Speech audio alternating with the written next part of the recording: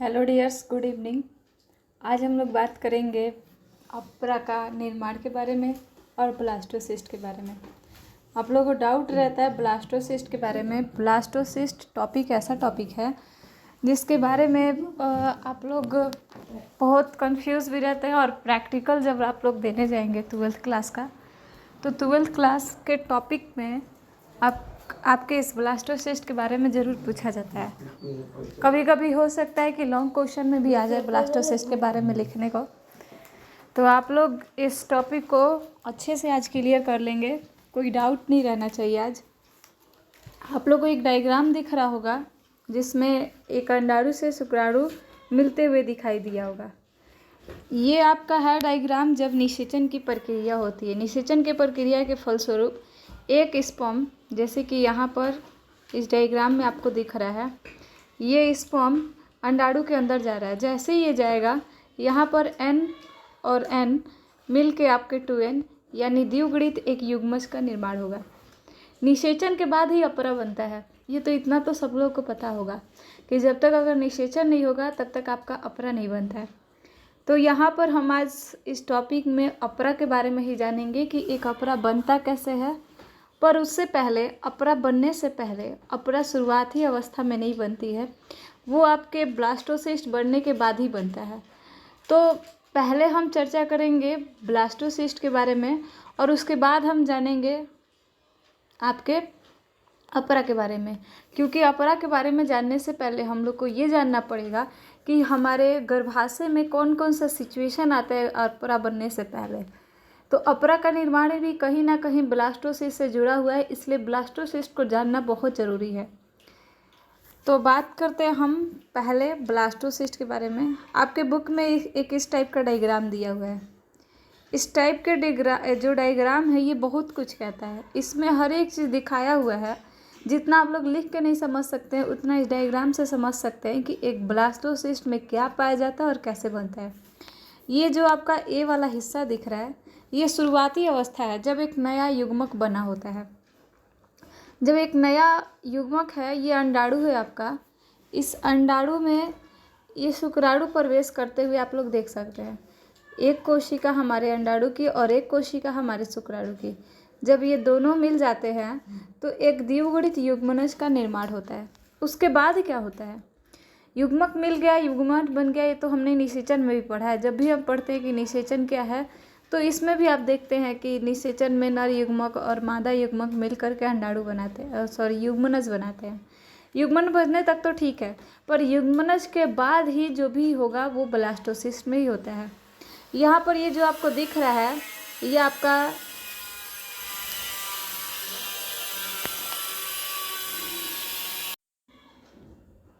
तो इसमें आपको हमारे युग्मनज बनने के बाद स्टार्ट होता है समसूत्री विभाजन, जिसे हम विदलन भी कहते हैं। आप लोग को ऑब्जेक्टिव में विदलन शब्द बार बार मिला होगा। विदलन का अर्थ ही होता है विभाजन, समसूत्री विभाजन। समसूत्री विभाजन में आपको पता है कि किसी भी चीज़ का दुगना संख्या तैयार होते जाता है। तो यहाँ पर हमारा जब युग्मनज बन जाता है तो लगातार समसूत्री विभाजन स्टार्ट हो जाते हैं, और समसूत्री विभाजन में 2 से 4, 4 से 8, 8 से 16, ये आपका लगातार समसूत्री विभाजन होते चला जाता है। समसूत्री विभाजन होने के बाद जब कोशिका इस अवस्था में पहुंचता है, यानी 8 से 16 आपको याद रखने हैं, हमारा युग्मनज बनता है द्विगुणित और समसूत्री विभाजन करता जाता है 2 से 4, 4 से 8, 8 से 16। जब ये अवस्था आती है तो इस अवस्था को हम नाम देते हैं तूतक या मोरूला। तो कभी कभी आपसे ऑब्जेक्टिव क्वेश्चन में पूछ भी दिया जाएगा कि मोरूला कौन सी अवस्था है, कोशिका कितनी तैयार होती है। तो 8 से 16 वाली कोशिका की अवस्था को हम लोग क्या कहते हैं, तूतक या मोरूला। आप लोग ध्यान से सुन लेंगे, लिखिएगा मत, आपको खुद लिखा हुआ भी मिलेगा। बस ध्यान से सुनते जाएंगे कि एक अपरा और ब्लास्टोसिस्ट बनता कब है। एक बार इमेजिनेशन के साथ आप लोग पढ़ेंगे। इमेजिन कीजिए कि एक बार निषेचन हो गया, अंडाणु शुक्राणु मिल गए, और कल्पना करिए कि एक द्विगुणित युग्मनज बन गया है।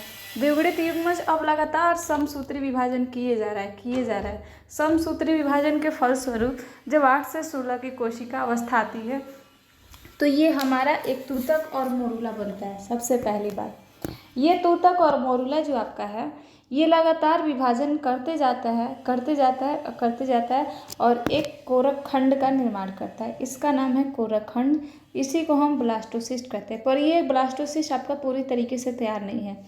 ये कोरक खंड, इसमें और कोशिकाएं विभाजन होती हैं और ये जो आपको पूरे कोशिका कोरक खंड वाली दिख रही है ये किनारों पर सज जाती है। किस तरीके से? किनारों पर तैयार हो गई है। दिख ही रहा आपको, एक किनारे पर कोशिका है चारों तरफ, फिर एक अंदर है और फिर ये आपकी अंदर वाला चीज़। तो ये जो हमारा है, ध्यान से देखेंगे, पहले हमारा युग्मनज, पहले हमारा युग्मक था, पहले हमारा क्या बना? युग्मक। युग्मक में दो युग्मक जब मिले, शुक्राणु और अंडाणु, तो एक युग्मनज का निर्माण हुआ। युग्मनज आपका समसूत्री विभाजन किए जा रहा है। करने के बाद जब ये 8 से 16 की कोशिका अवस्था में पहुंचता है तो ये पहली बार तूतक या मोरूला बनता है। ये मोरूला आपका विभाजन करके कोरक खंड बनाता है। कोरक खंड को हम आपका ये ब्लास्टोसिस्ट कहते हैं। कोरक खंड में आपकी जो ये किनारे की कोशिका है, आपका ये जो कोशिका है विभाजन करते जाता है। जब 32-64 की अवस्था में आता है तो कोरक खंड आपका किनारे पर हो जाता है और अंदर की तरफ जो ये कोशिका है इसको हम बोलते हैं थ्रोफोब्लास्ट, पोषकोरक। क्या कहा जाता है इसको? पोषकोरक। इंग्लिश में हम लोग इसे ट्रोफोब्लास्ट कहते हैं। पोषकोरक बनने के बाद ये अंदर वाला जो चीज़ दिख रहा है आपका, ये अंतः कोशिका समूह है। तो इस तरीक़े से आपका एक ब्लास्टोसिस्ट का। अब मेन आपको ये डायग्राम को समझना है जो आपको ज़्यादा समझ में आएगी। यहाँ पर आप देख रहे हैं ये हमारा फैलोपियन ट्यूब है जिसमें आपके 3 पथ होते हैं, तुम्बिका क्षेत्र, संकीर्णन पथ और एक और आपका यहाँ पे कीपक होता है। जैसे ये निषेचन आपका जब तुम्बिका क्षेत्र में हो गया है, यहाँ पर बी वाली अवस्था जहाँ पर आपके तुम्बिका क्षेत्र में निषेचन होता है, जो विभाजन स्टार्ट होता है वो विभाजन आपके संकीर्णन पथ में होते हुए गर्भाशय की ओर आगे बढ़ना लगता है। जब लास्ट में हमारा पूरा ब्लास्टोसिस्ट तैयार हो जाता है तो यही तैयार हुआ ब्लास्टोसिस्ट 1 सप्ताह के बाद इस गर्भाशय से आकर जुड़ जाता है। यानी इनको निषेचन होने के बाद 1 सप्ताह का समय लगता है ब्लास्टोसिस्ट बनने में और वो ब्लास्टोसिस्ट लास्ट में आपका कहाँ पर आकर जुड़ गया है? गर्भाशय से। और जब गर्भाशय से जुड़ेगा तभी तो अपरा बनेगा। तो अपरा का तो निर्माण बाद में होता है, बनता पहले क्या है? आपका ब्लास्टोसिस्ट बनता है। तो ब्लास्टोसिस्ट इतनी कोशिका अवस्था पूरा होने के बाद बनता है। अब हम लोग को जब ब्लास्टोसिस्ट के बारे में पूरे अच्छे तरीके से बताना होगा तो हम लिखेंगे कैसे, उसके बारे में देखते हैं।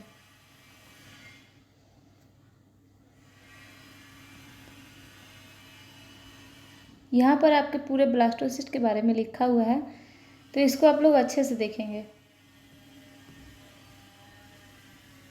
यहाँ लिखा हुआ ब्लास्टोसिस्ट क्या है इसका वर्णन करें। मानव में निषेचन के पश्चात युग्मनज बनता है। यहाँ तक तो सबको पता है। यह युग्मनज संकीर्णन पथ से होते हुए गर्भाशय की ओर बढ़ता है। संकीर्णन पथ वो जगह है फैलोपियन ट्यूब का जहाँ से आपका ये गर्भाशय जुड़ा होता है। जहाँ से ये गर्भाशय जुड़ा होता है ये आपका संकीर्णन पथ है। तो मानव में निषेचन के पश्चात युग्मनज बनेगा। ये युग्मनज संकीर्णन पथ से गर्भाशय की ओर बढ़ता है तो समसूत्री विभाजन कर 2 से 4, 6, 8, 16 कोशिका यानी ब्लास्टोमियर्स बनाते हैं। कोरक खंड जब पहली बार जो कोशिका विभाजन होकर बनेगी, 8 से 16 का तो हमने देख लिया। 8 से 16 की अवस्था की कोशिका को हम क्या कहते हैं? तूतक कहते हैं। यही तूतक आपका विभाजन करके कोरक खंड बनाते हैं। जब यहाँ पर देखिए लिखा हुआ है, पहली बार जब विभाजन होगा तो इसे हम ब्लास्टोमियर्स कोरक खंड कहेंगे।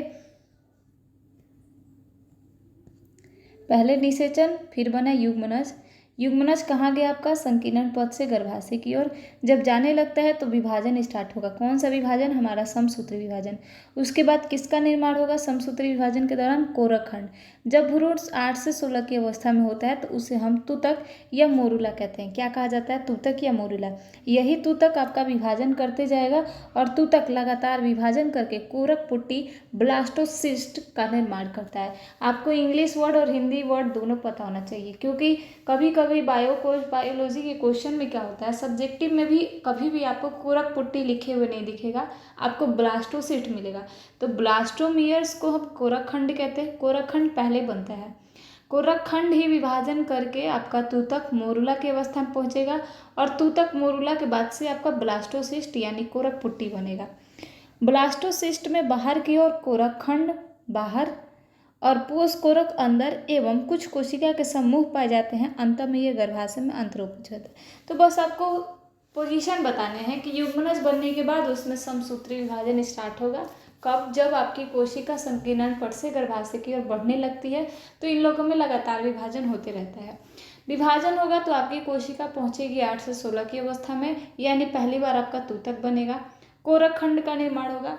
उसके बाद कोरक खंड तूतक बनने के पश्चात ब्लास्टोसिस्ट यानी कोरक पुट्टी बनेंगे।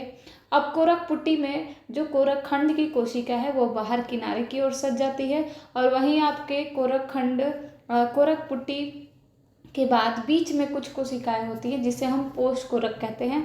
पोष कोरक कोरक पुट्टी को पोषण देते हैं, उसी को हम ट्रोफोब्लास्ट कहते हैं। ट्रोफोब्लास्ट के बाद अंदर कुछ कोशिकाओं के समूह होते हैं जिन्हें हम अंतःकोशिका समूह कहते हैं और उसके बाद यही कोशिका आपकी जा करके गर्भाशय से क्या हो जाएगी? अंतरोपित हो जाएगी। तो यहाँ पर आपको डायग्राम में दिख रहा होगा, बाहर की ओर आपका कोरक खंड है, अंदर की ओर पोष कोरक जिसे हम ट्रोफोब्लास्ट कहते हैं, कोरक खंड को हम ब्लास्टोमियर्स कहते हैं, इनर सेल अंतर कोशिका और ये पूरा डायग्राम जो है आपका ब्लास्टोसिस्ट का है जिसे हम कोरक पुट्टी कहते हैं। अब आपके किताब में किस तरीके से लिखा हुआ है ये तो हम लोग परिभाषा लिखेंगे तब लिखेंगे, पर आपके किताब की अगर बात करें तो किताब में भी ये चीज़ दिया हुआ है।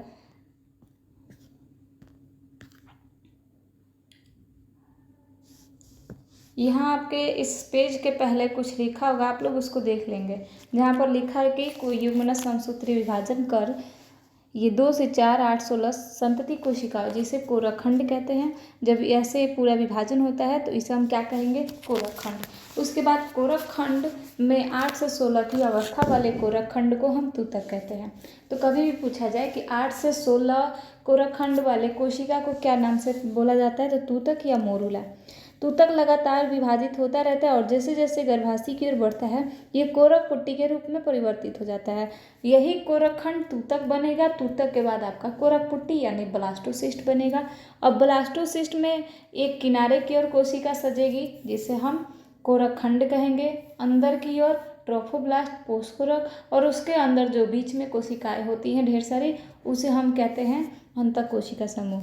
और यही आपका ये दिख रहा है तीनों नाम, अंतरकोशिका, पोष कोरक, कोरक पुट्टी, कोरक खंड और आपका तूतक। इन 4 नामों को आपको ध्यान देना है कि तूतक कब बनेगा, कोरक पुट्टी कब बनेगा, पोष कोरक कब बनेगा, अंतरकोशिका समूह और कब जाकर ये गर्भाशय से। तो इससे ऑब्जेक्टिव भी आपका निकालना चाहे तो निकल जाएगा। ब्लास्टोसिस्ट में कौन सा विभाजन होता है? समसूत्री विभाजन। ब्लास्टोसिस्ट में 8 से 16 की कोशिकाओं की अवस्था को क्या कहते हैं? तूतक या मोरूला।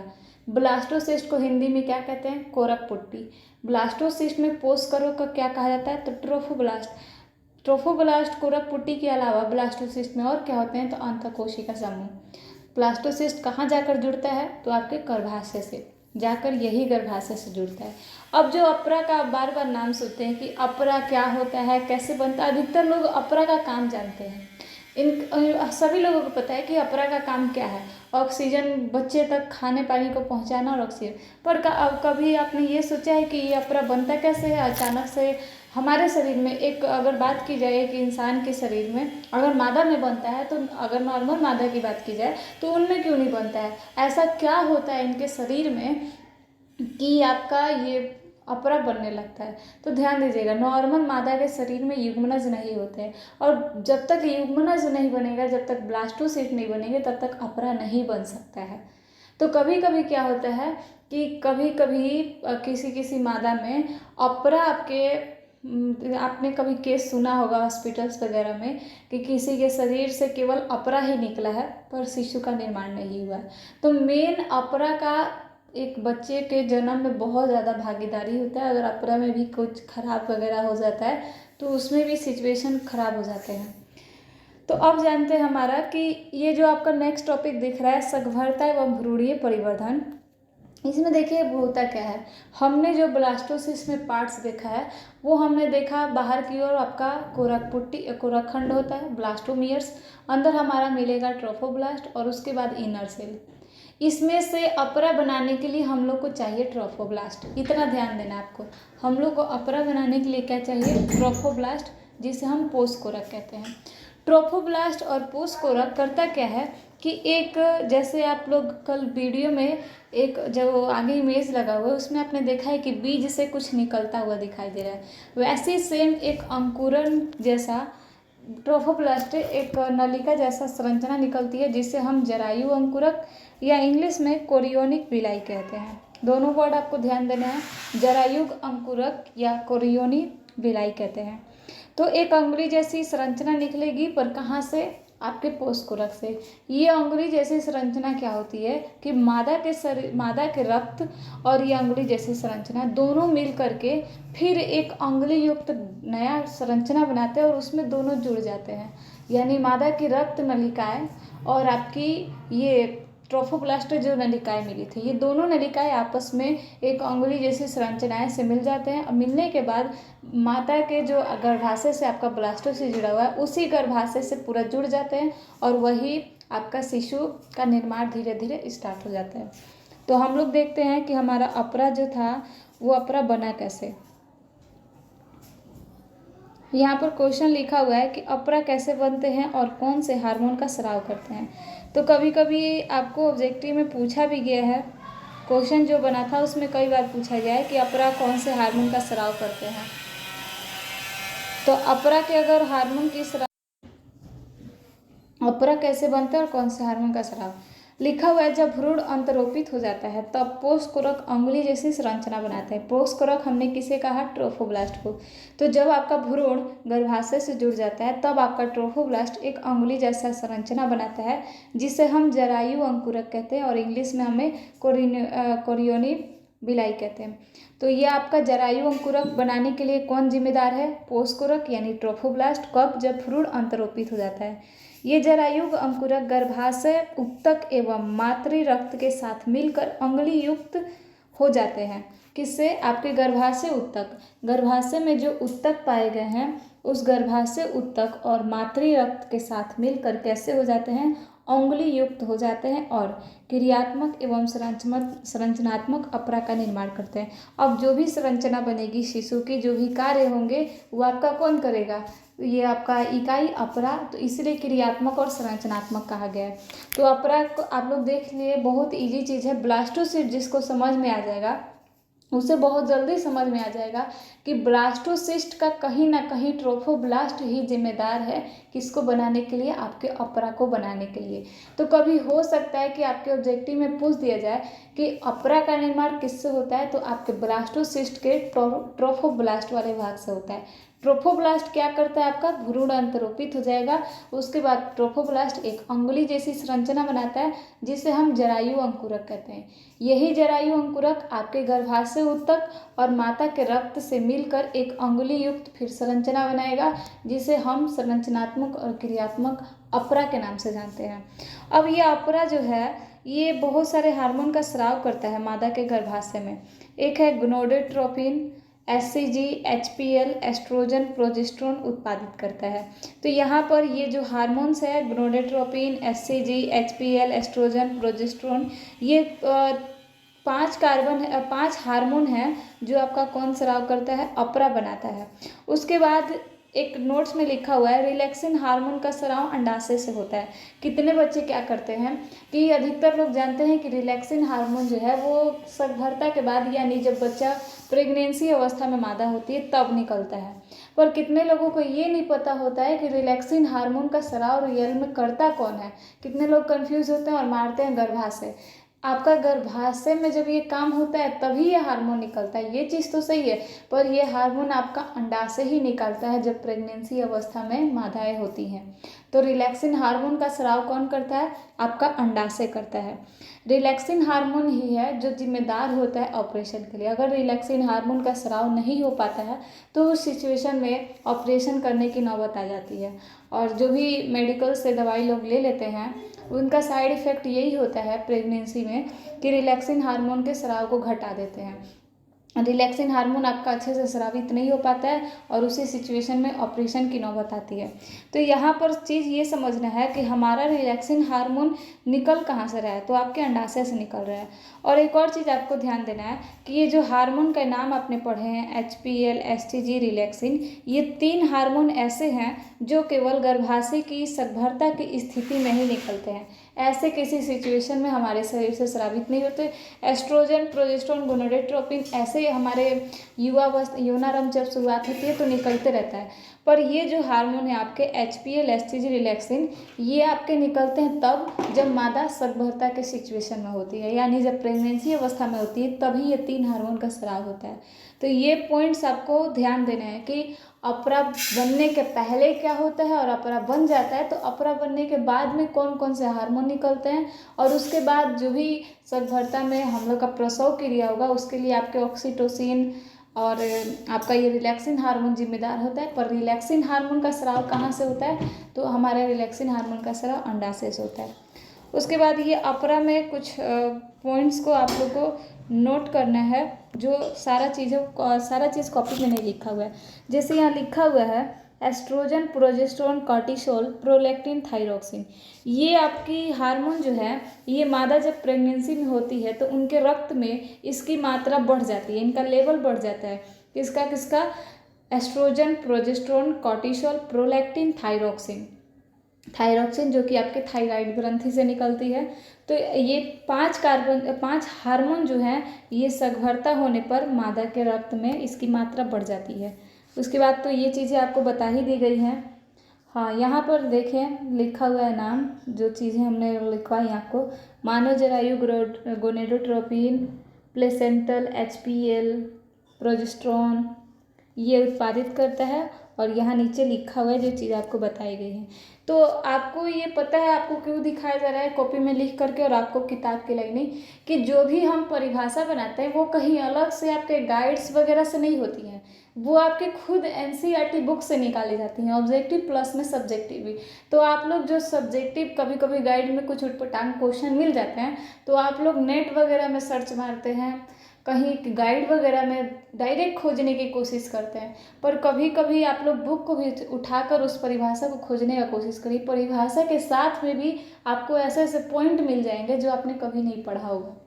तो इसलिए आपको डेली जो भी कल वीडियो बना था, आज जो वीडियो बन रहा है, तो ये जो लॉन्ग क्वेश्चन कभी कभी पूछ दिए जाते हैं, ये लॉन्ग क्वेश्चन का आंसर आपको सबसे ज़्यादा बेस्ट आपके NCERT में मिल जाएगा। तो आप लोग को इस डायग्राम में अपरा का डायग्राम भी दिख रहा है। अब इस अपरा में जब आप डायग्राम को देखेंगे तो बहुत ज़्यादा आप लोग को समझ में आ जाएगा। आपको वही डायग्राम क्लियर करना है और ये भी डायग्राम, और साथ ही साथ में आपको ब्लास्टोसिस्ट क्या है इस क्वेश्चन से आज के बाद डरने की ज़रूरत नहीं है। 2-3 बार वीडियो को सुन ले, आप लोग को याद भी करने की ज़रूरत नहीं पड़ेगी। 2-3 बार सुनने के बाद आपको खुद पता हो जाएगा कि कौन सी सिचुएशन कब आती है, और सिचुएशन को समझ के आप लोग अपनी कॉपी में लिखिए। रटने की भी ज़रूरत नहीं है और ना कहीं खोजने की भी ज़रूरत नहीं है। तो ऐसे ही हम लोग डेली एक छोटा छोटा बस 1-2 टॉपिक पर वीडियो लेकर के डेली ऐसे ही पढ़ेंगे, ताकि ना हार्ड लगे और पढ़ने में भी मज़ा आए। तो बस आप लोग को 2 क्वेश्चन क्लियर करने हैं आपके, अपरा कैसे बनता है, अपरा से बनने वाले हार्मोन। हाँ, पर एक भी पॉइंट छूटना नहीं चाहिए दोनों टॉपिक से। ब्लास्टोसिस्ट कब बनता है, ब्लास्टोसिस्ट में क्या होता है, क्या नहीं होता है, कब बनता है ब्लास्टोसिस्ट, ये सारी चीज़ें क्लियर करने के बाद आपको कोई भी पॉइंट्स छोड़ने नहीं है। तो यहाँ पर हमारा जो था वीडियो आज का, हमने यही बात किया कि निषेचन होने के बाद क्या होता है, और निषेचन होने के बाद जो अवस्था होती है वो आपकी ब्लास्टोसिस्ट की, और ब्लास्टोसिस्ट की मदद से ही किस प्रकार से एक अपरा का निर्माण होता है, उसी से रिलेटेड हमने क्वेश्चन देखा है। तो ये सारी चीज़ें आपको भी क्लियर करना है। क्लियर करने के बाद अगर आप लोग बेस्ट तरीके से लिख लेते हैं तो बहुत अच्छी बात है। जो भी लोग लिखेंगे वो सारे लोग ग्रुप में आज ही फ़ोटो आप लोग डाल देंगे, ताकि देख लिया जाएगा कि कितने लोग अच्छे से लिख लिए हैं और आप लोग लिखे हैं कि नहीं, देखना भी बहुत ज़रूरी है, क्योंकि कितने लोग इग्नोर कर देंगे बिना लिखे ही। तो अब मिलेंगे नेक्स्ट वीडियो में। सबको ऑल द बेस्ट आपके पढ़ाई के लिए।